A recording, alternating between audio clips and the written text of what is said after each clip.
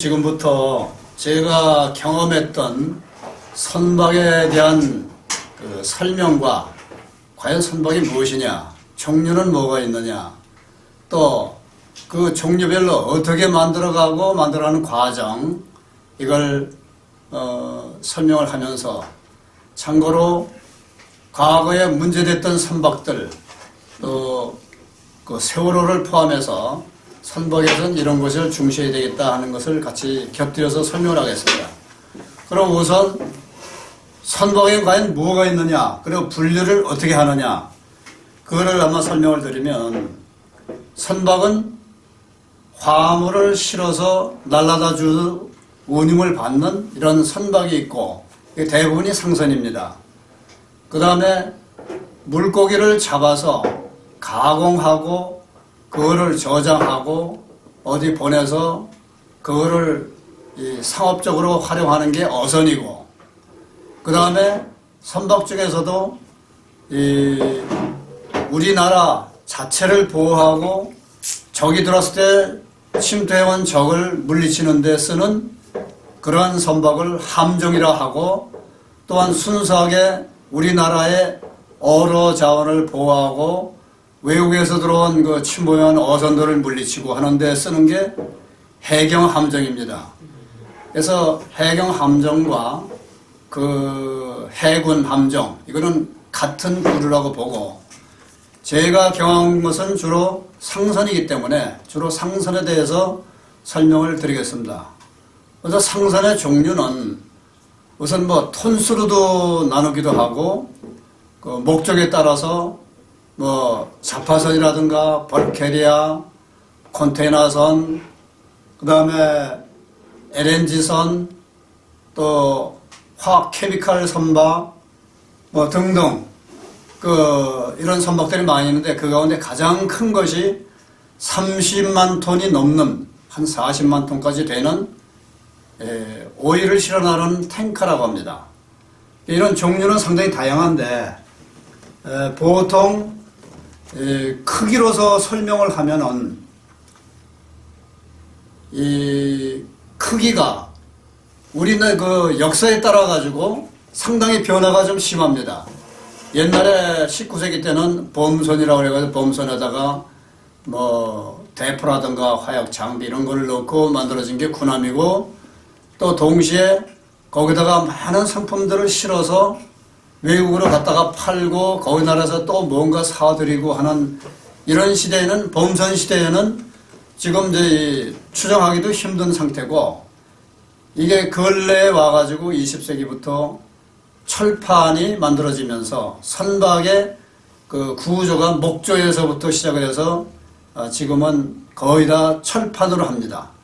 철판으로 만드는데, 철판도 그냥 철판이 아니라 아주 이 고강도의 하이텐사일 그 철판들이 스틸 시트가 있어가지고 이런 철판들을 만들어서 자르고 각 부재를 만들고 해가지고 블록을 만들고 이렇게 해서 만들어진 게 이제 요즘에 거의 다가 그런 철판을 만들고 철판으로서 이 선박을 만드는 게 보통입니다. 그래서 옛날에는 초기에는 철판으로 만들었어도 짐을 실는 데에 자파선을 많이 실었습니다.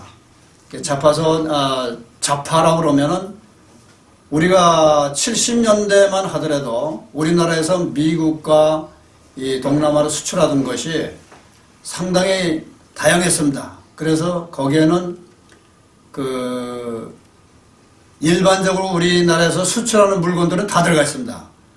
가발이라든가 전기제품, 전자제품 할 것 없이 많이 있었는데, 제가 70년도에 뉴욕에 들어가 보니까 메이시 백화점으로 좋은 가장 훌륭한 백화점 중에 하나인데, 그게 역사가 오래됐습니다. 가서 좋은 물건들을 사서 이렇게 열어보니까 메이드 인 코리아예요. 근데 굉장히 싸요. 그래서 우리나라에서 이런 걸 생산을 해서 수출을 하는데 물건이 상당히 좋아 보이는데 이렇게 싸구나. 마치 우리나라에서 한 10여 년 전에 중국 제품들 되게 싼데 질이 나빴죠. 점점 좋아집니다.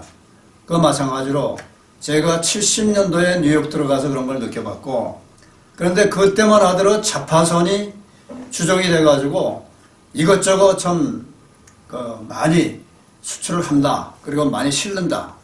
그러다 그게 70년대 중반에 들어가니까 컨테이너선이 나왔어요. 20피트 되는 컨테이너선을 싣고 다니는 게 출연이 됐는데, 자파선에다가 컨테이너를 실 수 없나 해가지고 데크상에다가 컨테이너 박스를 싣기도 합니다. 많이 실어봐야 한 6개. 그런데 그런 자파선이 점점 저희 그 자취를 감춰가면서 나타난 것이 그 다목적선의 이 자파선 내지는 살물선이라고 합니다. 거기에는 주로 이제 그 미국이나 유럽이나 이런 데에서 우리나라에 부족한 식량을 들여오기 위해서 밀, 옥수수 이런 것들을 많이 실어옵니다. 그래서 그런 거를 실어오다 보니까 이 사일러를 이용해서 실어오고, 그러면서도 자파도 일부 실습니다. 그런데 그때에 또 뭐가 있느냐 하면은, 화물이 그 선창 안에 들어가면은 이 선창 내에서 그 이제 화물창이죠.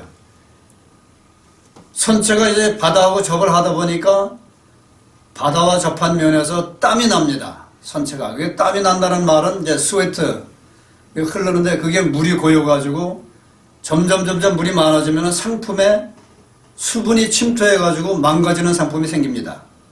그래서 그 다음에 연구에서 만들어 놓은 것이 수분을 없애는 장치가 또 필요해요. 카고케어라는 시스템이 만들어져가지고 이 사람들이 거주하는 거주구 일부 구역을 새로 만들어서 거기다가 장비를, 카고케어 장비를 실어 놓습니다. 그래가지고 선창에다 바람을 막 불어넣어요. 따뜻한 바람을. 그래가지고 거기서 바람을 또 빼옵니다. 그러면 이 따뜻한 바람이 갔을 때는, 따뜻한 바람은 공기는 그 수분을 많이 흡수합니다. 그래가지고 이제 빨아들인 거에서 급격하게 냉동을 하면은, 이 공기를 냉동하면 거기서 물이 나옵니다. 그래서 뜨거운 바람을, 이제 물이 없어진 걸 다시 데워가지고 뜨거운 바람을 선창으로 보내고 다시 또 이제 되돌려오고, 이렇게 해서 땀을 자꾸 없애는 게 카고케어 시스템인데, 그렇게 해서 화물이 습기 차는 것을 보호합니다. 이렇게 됐었는데, 장비가 하나둘 생겨나면서 처음에는 화물을 이제 양하라고 하는데, 하역을 하는데 배에서 내립니다. 그 데리크를 이용해서 그거를 큰 사각으로 만들어진 그 가마니 같은 데다가 거기다가 이제 실을 물건들을 잔뜩 실어서 줄로 매달아서 크레인이 이렇게, 지금은 크레인으로 주로 쓰는데 그때는 이제 데리크 붐이 있습니다. 붐을 이제 잡아 올려서 배 밖으로 해서 이렇게 이제 내립니다. 그렇게 해서 이제 화물을 실어 나르고, 또 실는 것도 마찬가지입니다. 그렇게 했었는데 점점 선박이 특수한 목적 전용으로 가다 보니까 또 화물이 다양하게 나타납니다. 그리고 컨테이너 박스가 출현하면서 자파선이 차차 없어지게 됩니다. 왜냐하면 컨테이너 박스 안에다가 모든 물건을 다 집어넣어요. 습도 유지도 그 컨테이너가 냉동 컨테이너 생겨가지고 그 안에 뭐 심한 거는 영하 20도, 30도, 40도까지 내려갈 수 있는 이런 컨테이너 박스가 있어서 이 수분이고 뭐간에 모든 걸 다 보호합니다. 그래서 그러한 이제 세월이 지나면서 이 컨테이너 박스로 이제 자파를 싣다 보니까 일반적인 이제 자파선이 필요가 없어지게 돼요. 자파선이 퇴화돼 가고 지금은 자파선 찾아보기가 힘듭니다. 그래서 나타나는 게 컨테이너가 웬만한 화물은 다 실어 나르고, 다만 엄청난 양, 몇십만 톤 되는 이런 양의 밀, 옥수수 이런 곡물류는 또한 이 시멘트라든가 뭐 여러 가지 그 아주 가벼운 이 바람으로 불어서 실을 수 있는 이러한 화물들이 이 살물선이라고 해가지고 사일로를 이용해서 이 육지에서 그 먼 공장에서부터 이제 사일로를 통해 가지고 큰 이제 덕트, 파이프라고도 하죠. 그를 통해 가지고 배에까지 바로 실어집니다. 그래서 그렇게 살물선이 이제 뭐 작게는 10만 톤. 그러니까 아주 작은 거는 이제 4만 톤이라고 하는 게 핸디 사이즈라고 합니다. 핸디 막 사이즈. 4만 톤이 조금 좀 이제 넘는다.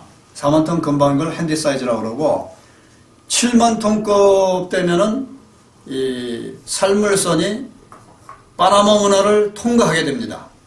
파나마 운하 통과할 수 있는 최대 사이즈가 7만 톤급이에요. 그 다음에 스웨즈 운하를 통과하는 것은 15만 톤까지 통과합니다. 그런데 10만 톤 내외를 또 아프라막스라고 하는데, 이건 뭐냐면 10만 톤은 주로 이제 탱커선인데, 저기 중동에서 원유를 생산하면은 원유를 실어가지고 화물선 탱커선에다 실어서 와가지고 원유를 우리나라에 이제 울산에다 갖다 퍼내면은 울산에서 그 정류를 합니다. 이게 이제 10만 톤 내외의 그 탱커들이 바로 아프라막스라는 타입의 탱커선이라고 합니다. 그러니까 15만 톤이 넘어가면은 스웨즈 운하를 통과를 못해요. 그러면 어떻게 되느냐? 자, 유럽에서 뭔가 잔뜩 실어가지고 오는데 스웨즈 운하 통과 못한다. 그럼 할 수 없이 아프리카 최남단에 케이프타운 있는데 거길 돌아가야 됩니다. 그래서 그럴 때는 이 사이즈가 너무 크기 때문에 그렇게 삥 돌아야 되니까 그런 타입을 갖다가 케이프 사이즈라고 합니다. 케이프 사이즈. 케이프타운을 돌아간다 해서 케이프 사이즈로 이렇게 얘기하고, 배가 이렇게 점점 커지는 경향이 있는데, 마찬가지로 컨테이너 선박이 일반 작은데, 컨테이너 선이 제가 70년대에 타던 배들에서는 아주 많이 실른다는 게 2500TU, 3000TU였어요. TEU는 20 equivalent unit, TEU입니다. 이게 뭐냐면 20피트에 해당하는 유니트다. 그래서 길이가 20피트입니다. 그러면 한 6m 정도가 되겠죠. 근데 이제 그런 사이즈를 70년대 초반, 73, 4년도 이때만 해도 막 컨테이너선이 막 나올 텐데, 그때만 해도 2500, 3000TU가 최대로 큰 거였어요. 그런데 오늘날 몇 TU까지 올라갔느냐? 지금 2만 TU짜리도 올라옵니다. 현대, 대우, 삼성 이런 데서 2만 TU를 생산을 합니다. 그 2만 개를 20피트짜리를 2만 개를 실른다 이겁니다. 10만 톤이 넘죠, 그것도. 이렇게 해서 그 컨테이너선은 지금 10만 톤급이라 하더라도 이게 파나막스는 7만 톤이 넘어가면 통과를 못해요.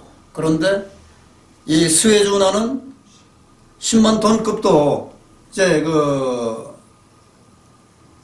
충분히 통과가 되기 때문에 유럽이랑 아시아 여기에는 그러한 배들이 이 스웨즈 운하를 통과해가지고 저기 영국, 독일, 프랑스 어디고 뭐 덴마크 여기 다 컨테이너 선으로 해서 수출을 하고 수입을 해옵니다. 그래서 요즘에는 자파선이 없어지고 살물선, 밀이나 옥수나 뭐 이런 거 등등을 실어 나르고, 또 나아가서는 이제 이 컨테이너 선으로 해서 이제 식량의 특수한 식량이라든가 아니면은 그 바나나, 파인애플 뭐 이런 것들은 대부분이 다 그 냉동 컨테이너에 또 들여옵니다. 그래서 선박의 종류는 이 앞에서 말씀드린 바와 같이 이 화물에 따라서 자파선이 제일 먼저 들어갔는데 이건 70년대 후반에 없어졌습니다. 지금은 이제 컨테이너선이 그 역할을 해주고 있고, 그 다음에 유조선, 이 탱커선은 이제 기름, 원유들 실어 나르고, 그 다음에 벌크선이 바로 살물선이라고 하면서 곡물 실어 나르고, 그 다음에 벌크선 중에서도 곡물뿐이 아니라 광석, 석탄 이런 걸 실어 나르는 경우도 많아요. 그래서 그런 거는 이 벌크선이면서 크루드 오일 오아 캐리어라고 합니다. 그 오아가 광석, 석탄 이런 거를 또 뜻하기 때문에 그런 배도 있고, 또는 LNG선이 있습니다. LNG선과 LPG선이 있는데 LNG와 LPG의 구분은 LNG는 이게 liquefied natural gas입니다. 그래서 LNG고 LPG는 liquefied petroleum gas예요. 그러니까 LPG는 바로 석유를 가스화했다고 보면 되는 거고 LNG는 자연에서 나온 그대로 저 지하에서 올라온 거를 바로 그냥 배로 바로 보냅니다. 그러면 그걸 어떻게 실느냐? 그거 뭐 가스기 때문에 배에 실어봐야 그게 무게도 안 나오거든요. 그러면 이제 기술 개발이 된 거예요. 이 마이너스 영하 163도 이하로 이렇게 온도를 낮춰요.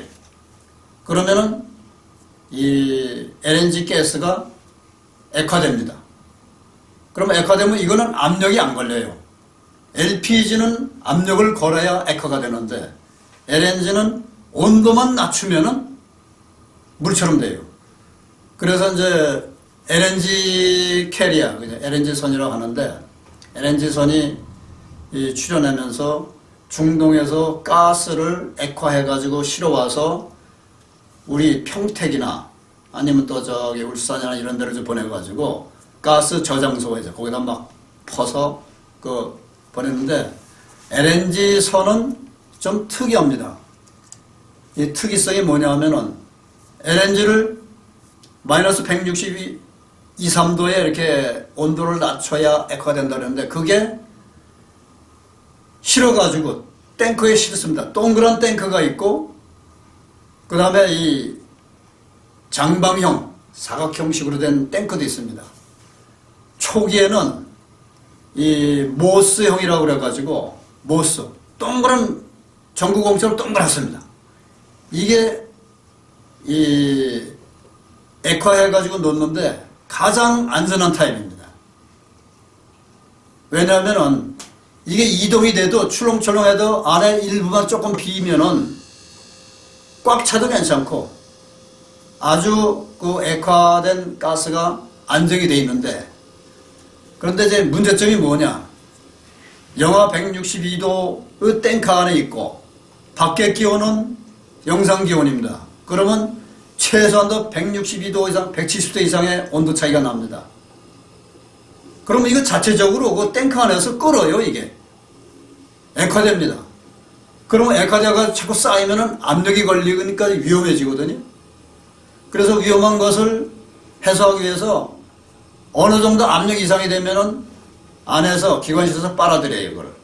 그래가지고 기관을 보통 디젤을 쓰는데 거기다 가스 터빈이나 스팀 터빈이나 이런 엔진을 실어가지고 항해 중에는 거기서 발열해서 나오는 가스를 이용을 해서 운항을 합니다.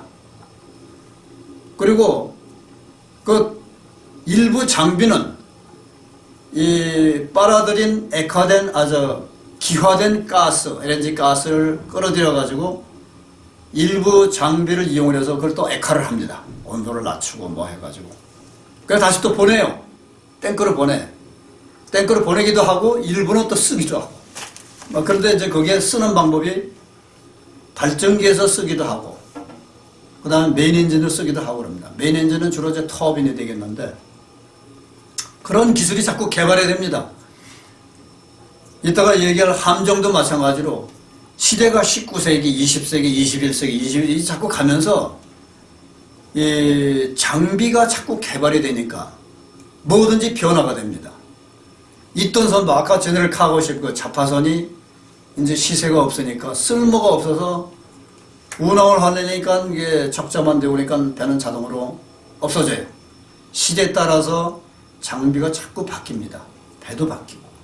그렇게 해서 이제 배 종류도 점점 뭐가 없어지고 그러면 이제 뭐가 새로 생기고 그러는데 지금 잠깐 저희 중간에 말씀을 해야 될 게 컨테이너선이 나오면서 그 다음에 뭐가 나왔었냐 하면 지금은 없어졌어요. 컨테이너선 한 열 몇 개 정도 들어가는 그 작은 배 모양을 만들어요.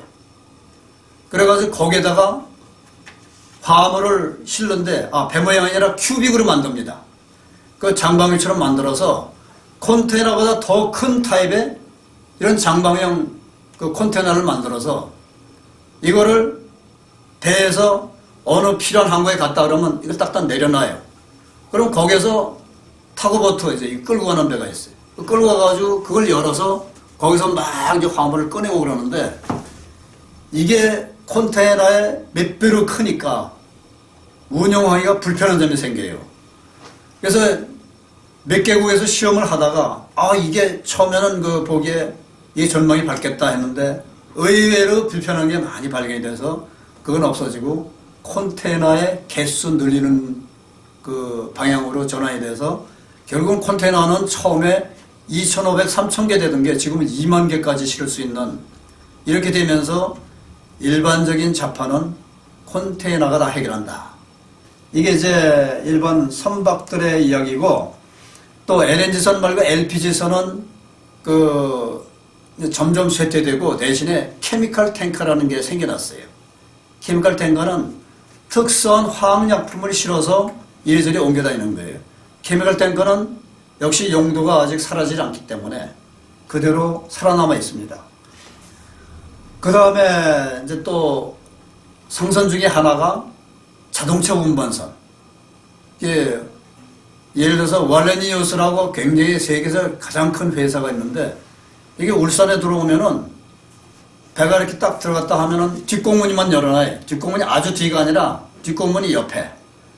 그 저기 갱비에서 이렇게 내리듯이 이걸 가판을 이렇게 척 내려놓으면은 배 일부 대등이 이렇게 내려가요. 그러면 부대 되면은 자동차가 줄줄줄이 막 운전해서 들어갑니다. 그러면 이제 큰 차가 와가지고 이제 그 자동차 운전하는 사람들을 또 싣고 또 가가지고 뭐 수시로 가져오죠. 그냥 막 차는 데려다 놓고 막 이제 그렇게 해서 그 차를 안에 다 실어가지고 어떻게 하느냐. 또 고박이라고 해요. 시큐어링을 해야 됩니다. 안 하면은 배가 가서 막 흔들리는데 막 이건 자빠지고 그러면 이제 끝난 거죠. 물론 선박에는 보험이라는 게 있습니다. 선박 보험은 큰 목적이 선박 보호, 그러니까 해난 사고가 많이 날 수도 있고, 그 다음에 해양 사고도 나고, 그 다음에 인명 사고도 나고, 여러 가지 사고에 대비해서 보험에 부보를 해야 되는데, 보험 부보를 하려면은 필수적으로 해야 되는 게 이 선국검사입니다. 그 보험회사에서는 어디에 딱 들어야만 보험을 들어줘요. 그 성급이 예를 들어서 영국에는 로이드, 그 다음에 저기 독일에는 GL, 일본은 NK, 미국에는 ABS, 뭐 등등 각국별로 이게 다 있어요. 우리나라 KR이라고 하는데 코리안 레지스터 오브 쇼핑인데 이제는 쇼핑을 빼버리고 KR이라고 합니다. 왜냐하면 우리나라가 바로 6대 선거반에 들어갔거든요. 옛날엔 6대 선거반에 10대 선거반에 못 들어왔어요. 70년대 초반에도 안 됐는데 우리나라가 이제 세계적인 해양 강국, 조선 강국이 되면서 이제는 어느 나라도 무시 못하는 나라가 되어버렸죠. 그래서 우리나라에서 지은 선박은 세계적으로 다 알아줘요. 이제 그렇게 돼서 KR 성급을 유지하면서 배를 그 기준에, KR에서 기준을 만들어가지고 뭐는 어떻게 된다, 무슨 간격은 어떻게 되고, 메인 엔진 그 샤프트라든가 이런 거는 1000분의 1mm를 따집니다. 이 재질도 뭣도 다 이제 성급 검사에 기준해가지고 해야 됩니다. 그래서 성급 검사가 까다롭기 때문에 그걸 통과 다 하면은 보험회사에서 오케이 하고 이제 받아줍니다. 예, 그리고 그 아까 LNG선, LPG선 이거 설명을 해드렸는데 실제로 배의 재질이 지금 거의 스틸 성분이지만 나아가서 저기 FRP가 있고 알루미늄이 있습니다. 이것은 배가 그 한때 우리나라에서도 거의 시속 100km 가까이 나는 거를 만들었어요. 그리고 시속 100km면 저기 해상 속력으로는 한 5나트 뭐 그 정도 됩니다. 그러면 세계적으로 몇 개 국가에서 시속 100km 나가는 걸 만들었습니다. 그래서 태평양 항해하는데 뭐 한 3, 4일이면 된다. 뭐 이렇게 뭐 한 적이 있었는데 상선의 종류를 제가 쭉 한번 설명을 해드리겠습니다. 먼저 자 이게 제너럴 카우즈 자파선입니다. 자파선이 가운데 수직으로 서 있는 게 저기 포스트 메인 포스트가 되고 그 포스트 옆에다가 그 포스트 밑에 쪽에 그 힌지를 달고 데리크 붐이라는데 이런 거를 달아놓습니다. 이게 크레인 대용이죠. 그러니까 육상이고 선박유관에 이게 오르내리는 데는 이게 상당히 좀 큰 역할을 합니다. 그 다음에 또한 마찬가지로 이 자파선 종류가 이런 것도 있습니다. 이렇게 생긴 것도 있고, 그게 이제 가운데 수직으로 서 있는 것이 일종의 포스트고, 그 다음에 옆으로 지금 수평으로 있는 것이 이제 끌어올려가지고 올리고 내리고 해가지고 거기에 이제 이 와이어, 스틸 와이어를 도로에 끼워가지고 이 육지로 선박에서 화물을 풀어내리기도 하고 육지에서 위로 올리기도 하고 하는 게 바로 이런 제너럴 카우십이고, 또 비슷한 게 있는데 이런 것도 옛날에 쓰던 것 중에 이제 하나입니다. 요거는 이제 톤수가 얼마 안 돼요. 요거는 이제 한 10,000톤 클래스밖에 안 됩니다. 그다음에 이런 것도 있고, 이게 바로 벌크선인데요. 벌크선의 해치 카바가 위에 사각형으로 몇 개가 있죠. 그리고 가운데 까맣게 보이는 게 선창이 열려 있는 겁니다. 그러면 이제 해치 카바라고 그러는 게 카바가 하이드롤릭 시스템에 의해서 쭉 밀려서 까만 부분, 그 선창에 들어가는 부분을 닫기도 하고 또 열기도 하고 그러는데, 그 옆에 이런 이제 벌크선에는 자체적으로 하역할 수 있는 기능이 없습니다. 그래서 수상에서 이제 크레인이 와가지고 이 배에서 퍼가지고 옆에 바지라는 그런 데다 이제 실어 옮깁니다. 이게 이제 벌크선의 일종이고, 이 선박도 이제 벌크선인데, 이 벌크선인데 이거는 이 기아가 있는 겁니다. 카고 기아, 화물을 실어 올릴 수 있고 내릴 수 있는 기아가 있는 데입니다.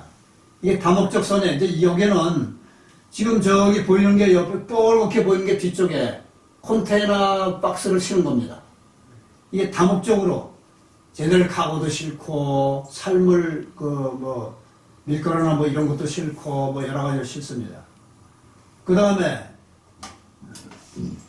이 자동차 운반선입니다. 월레니우스 빌헬름슨이라고 유명한 자동차 운반선 회사인데, 이게 세계적으로 가장 큰 자동차 운반선 회사입니다. 탱커선은 제가 현대 중공업에 있을 때에 이런 거를 한 서너 척 만들었습니다. 그래서 이 혼자 만들었다는 얘기 아니라 만드는데 거기서 분야별로 담당이 있는데, 우리는 아웃피팅과 엔진 뭐 이런 거를 이제 주로 했는데, 이 가운데에 쭉 허옇게 이제 나와 있는 게 파이프입니다. 근데 이제 파이프를 위로 싣기도 하고 저기 배 밑바닥에 설치도 하고 이렇습니다. 이 가운데, 선박 가운데에 보면은 동그랗게 하얗게 있는데 그게 헬기장입니다. 그 배가 워낙 커가지고 그 헬기가 와서 뭘 좀 날아줘야 될 때도 있고, 그 다음에 요것도 직접 만드는 선박인데 하디라고 아우, 그건 엄청 크네. 예, 이게 30만 톤입니다. 32만 톤. 이야. 근데 이 앞대가리에 가서 보면은요, 여기도 가려지네. 그걸 클릭하면 나오죠. 이 앞에 가서 보면 또 이렇게 보여요. 그러니까 앞만 보이고 뒤는 안 보이죠. 이게 하디라는 배인데, 이 선박이 밑에 쪽에, 앞에 밑에 쪽에 보면 불룩 튀어나와 있거든요. 이게 유선형으로 만드는 겁니다. 이거 고래와 상어를 본따 가지고, 이 앞에서 보면은, 이 앞이 뾰족하면서 뒤쪽으로 이렇게 이제 스무스하게 유선형으로 만듭니다. 이게 이제 하디라는 선박이고, 뭐 이런 선박을 거기서 시리즈로 몇 척을 지었어요. 그 다음에 이제 컨테이너선입니다. 자, 컨테이너선은 이렇게 보면은 이게 화물이 아무것도 없는 거예요. 시운전할 때 찍은 겁니다. 근데 이제 화물을 싣고 나서 보면은 이게 박스가 전부 다 이게 컨테이너 박스 20푸트도 있고 40푸트도 있고. 안 넘어가지 않아요? 아, 그러니까 그 세월호 때 얘기를 하려고 그랬는데 이게 넘어간다는 것은 네. 오뚜기 있죠. 예. 오뚜기의 원리가 그 GM이라고 표시를 하는데 예. 그 무게 중심이 밑에가 있을수록 예. 안정이 되는데 예.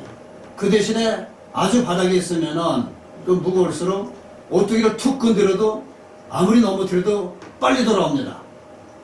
근데 이게 무게 중심이 이제 선박 톱과 바닷가 그 중간쯤으로 올라가면은 웬만큼 이렇게 넘기면은 다시 돌아오는데 좀 어느 한계를 넘어가면은 쓰러집니다. 어떻게 역할을 못해요. 무게 중심이라는 게 뭐냐? 저렇게 화물을 이제 많이 싣잖아요. 그러면은 위가 무겁습니다. 그러면은 이 바닥에도 같이 그 무게를 맞춰줘야 돼요. 19세기, 20세기 이때는 어떻게 했냐? 자갈을 막 실어요, 그냥. 바닥을 무겁게 하기 위해서. 왜냐하면 위쪽에 저는 무겁게 이렇게 잔뜩 올라 있으면은 오뚜기 위가 무거우면 쓰러진다 이겁니다. 그 원리를 방지하기 위해서 쓰러지는 거를 그 밑에다가 무거운 자갈이다, 쇳덩어리 되는 걸 잔뜩 깔아놓으면은 안정이 되고서 안 넘어갑니다. 이번에 세월호가 쓰러진 이유 중에 가장 큰 이유는 바로 그겁니다. 왜 그랬냐? 3정과 3등 항해사의 작품인데 2등 항해사는 그때 관여를 안 합니다. 맨 밑바닥에 위에 짐을 많이 실으면은 밑바닥을 무겁게 해줘야 됩니다. 그래서 무겁게 하기 위해서 옛날에는 자갈 실었던 거 대신에 요즘에는 물을 실는데 그거를 발라스트 워터라고 그래요. 발라스트 워터를 이제 실어야 되는데 이 사람들이 그걸 다 빼버렸어요. 왜? 물을 다 빼버렸어요. 왜? 짐만이 실으려고. 아우. 짐은 엄청나게 실었는데 예. 그러다 보니까 배의 무게 중심이 밑으로 내려가야 되는데 위로 올라온 거예요. 아. 그러니까 어느 정도가 넘어가니까 못 일어나는구나. 일어나질 못해요. 오뚜기도 그렇게 만들 수 있어요. 무게 중심을 위로 올려놓으면 이게 이렇게 넘어가면 안 올라와요. 거기다 더 역할을 한 게 또 뭐냐?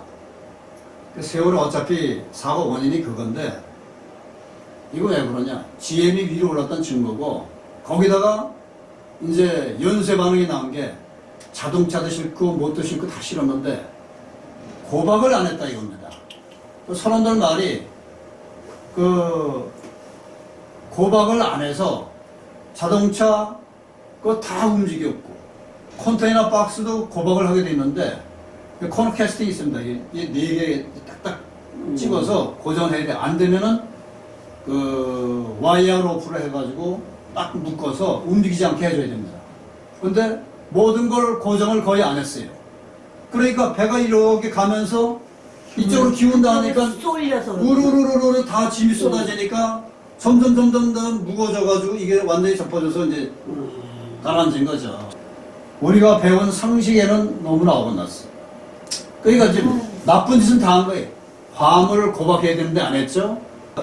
아니 바라스트를 실어야 되는데 다 퍼버렸지. 여러 가지 문제가 많았는데 하여튼 그런저런 문제점 때문에 나는 그 근본 원인은 그런 것이지. 하여튼 그런 상황이 있었습니다. 그래서 성금 얘기를 하고 보험 얘기하다 보니까 좀 삐뚤어졌으면은 얘기는 딴 데 나갔으나 오늘은 오늘은 여기까지 하고 다음 주에는 나머지 이제 조선해가는 과정. 예. 제가 이제 이 선박을 건조할 때 요구를 했다는 거. 예. 이런 거 하고, 그 다음에 군함 종류 이런 것도 좀 설명을 좀 할까 싶습니다. 예, 이상 마치겠습니다.